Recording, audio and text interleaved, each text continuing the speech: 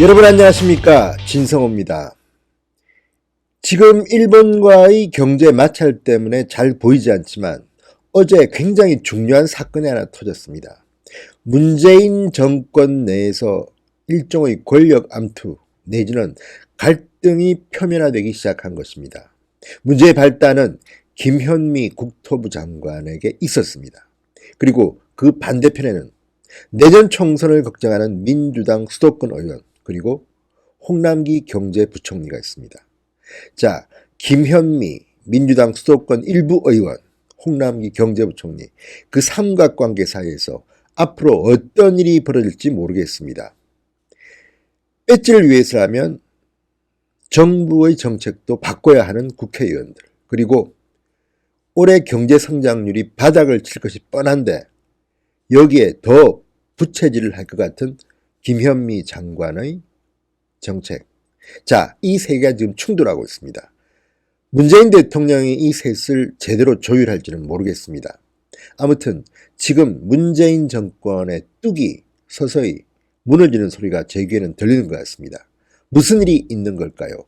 진성호의 직설 시작합니다. 자, 어제 김현미 장관이 굉장히 스피디한 속도로 민간 택지 분양가 상한제에 대해서 발표를 했습니다. 그런데 문제는 이 가운데 민주당 의원들 일부가 발끈했습니다. 우리가 민주당이 김현미 장관의 들러리냐, 이런 소리가 나왔다고 합니다. 이런 보도들이 나온 것을 보면 지금 민주당의 일부 의원들은 김현미 장관의 단독 행동에 대해서 상당히 불쾌해하고 있다는 겁니다. 일단 절차상 문제가 좀 있습니다.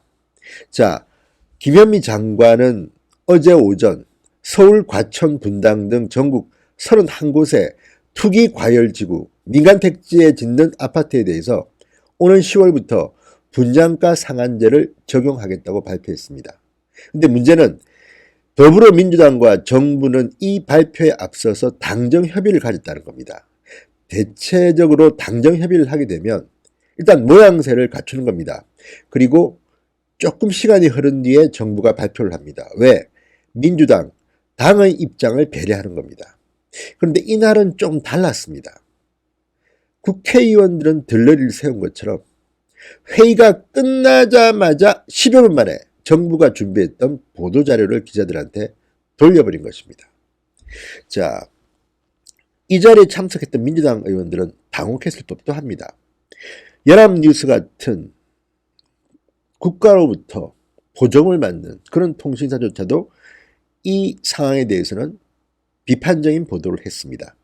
자, 이날 의원회관에서 열린 당정협의가 끝난 지 10여 분 만에 정부 부처 쪽에서 미리 준비해둔 보도자료를 배포했습니다.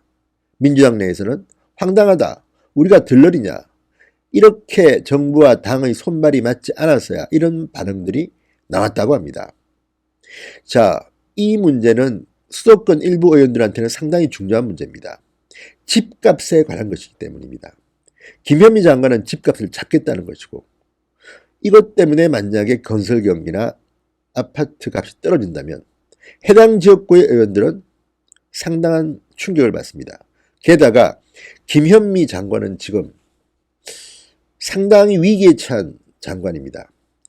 지역구 의원이자 장관인데 일산입니다. 지금 일산의 경우 3기 신도시 문제 때문에 여론이 좋지 않습니다. 김현미 장관이 내년 총선에 출마해도 당선될 가능성, 저는 그렇게 높게 보지 않습니다.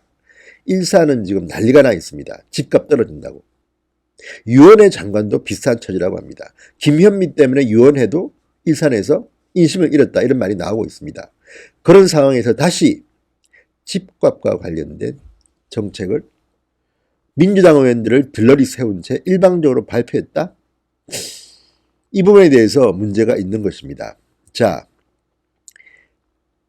야당의 한 정책위 관계자, 과거 여당에 몸담았던, 이렇게 말합니다. 당정관계라 해도 사실상 정부가 만들어 놓은 정책 자료를 한번 열람한 뒤에 의원들 발언을 돌아가면서 쭉 듣고 나면 정부가 만든 정책을 그대로 동의해 주는 경우가 많다. 하지만 이 경우에도 당정회의 후 길게는 하루, 짧게는 반나절 정도 시간을 둬서 형식적으로나마 의원 체면을 살려주는 게 관행이었다. 그런데 이날은 당정 협의가 끝난 지 10여 분 만에 기자들한테 자료를 돌렸다는 겁니다. 자, 공식 발표는 오전 11시였는데 이보다 앞서 기자단에 엠바고를 걸고 1시간 30분쯤 앞서 미리 자료를 돌렸다는 겁니다. 얼마 전에도 한국과 일본의 경제 마찰 때문에 이 시기가 조금 지연됐고 또 민주당 내의 경제통이라고 할 수 있는 일부 의원들이 이 문제에 대해서 반대를 했습니다. 그런데도 모양새를 갖추지 않고 당을 거수기처럼 생각하는지 당정 협의를 하고 바로 보도자료를 돌려버린 겁니다.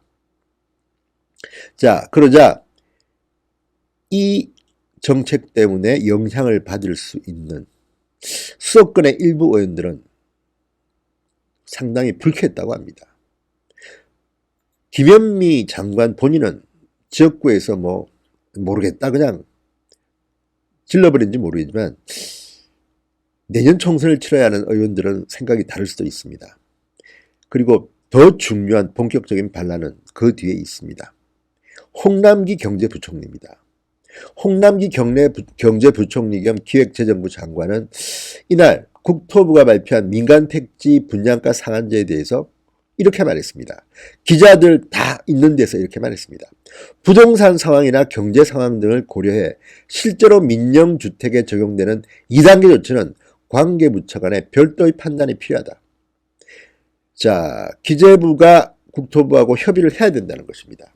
지금 발표한 국토부의 일방적인 발표는 제대로 된 발표가 아니다. 이런 뉘앙스로 들립니다. 자, 홍남기 부총리는 마침 LG 디스플레이 파주 공장을 방문한 상태였는데 업계 관계자들과 간담회를 마친 뒤 기자들과 만나 이렇게 말합니다. 분양가 상한제 적용 요건을 완화하는 1단계 조치와 실제로 적용하는 2단계 조치가 있다. 그런데 오늘 발표한 건 1단계다. 2단계는 남아있다는 의미입니다. 자, 여기서 우리는 홍남기, 김현미 두 사람을 분석해 볼 필요가 있습니다. 일단 김현미 장관은 문재인 대통령의 측근이라고 볼 수 있습니다. 그러니까 청와대의 뜻을 많이 반영하고 또 이번에는 국토부가 직접 청와대를 설득해서 민간택지에도 분양가 상한제를 적용하는 방안을 관철시켰다고 알려져 있습니다. 반면 홍남기 경제부총리는 관료 출신입니다. 그리고 이낙연 총리의 사람으로 분류됩니다. 문재인 친문 김현미 대 이낙연 총리의 합리주의자 홍남기의 생각이 다를 수가 있는 겁니다. 특히 홍남기 경제부총리의 경우 본인이 했던 말들이 있습니다. 이미 상반기에 경제성장률 좋아질 것이다. 1분기는 나빴지만 1분기는 한국은행이 마이너스 성장률을 발표했습니다. OECD 국가에서 꼴찌를 했습니다. 그런 상황에서 가뜩이나 지금 경제가 어려운데 요것까지 하게 되면 하반기 경제 성장률은 더 떨어질 것이 분명합니다.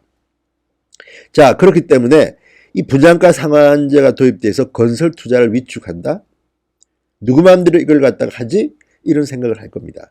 그래서 홍남기와 김현미 두 장관은 이 문제를 놓고 다툴 가능성이 대단히 높습니다. 물론 힘이 센 쪽이 관철시키겠지만 지금 현재 갈등 관계입니다.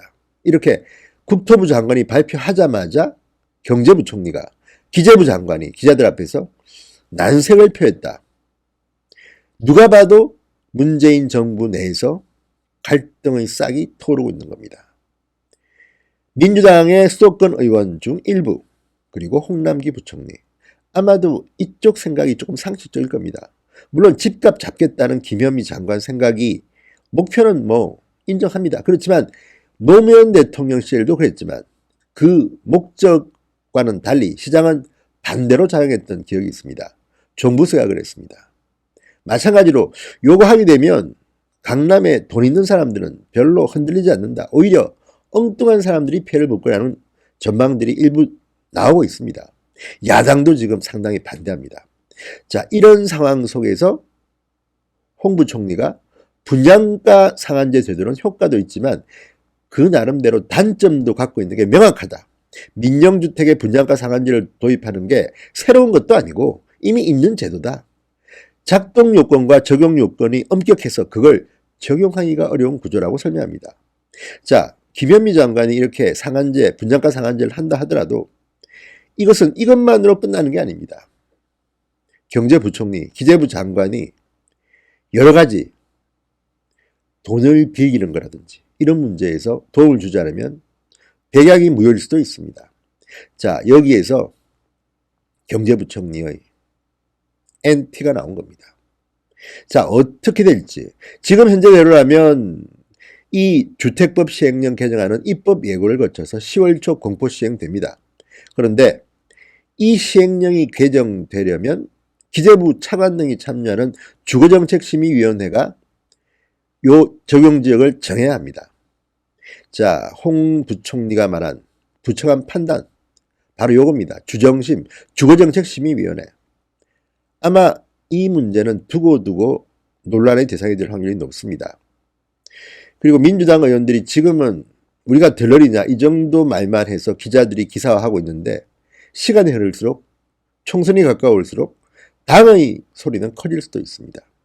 지금 문재인 정부가 김현미 장관의 이 정책으로 분양가 상한제 확대 적용 정책으로 당과 정부 간의 분란을 일으키기 시작한 것 같습니다. 어떻게 될지는 모르겠습니다. 그렇지만 이미 문재인 정권은 주택 문제로 내분에 휩싸여 있는 것으로 보입니다. 이 정도로 사전 조정 능력이 없는 정부. 그래서 문재인 대통령의 경제정책 전반이 엉망진창인지 모르겠습니다. 진성호의 직설이었습니다. 여러분 감사합니다.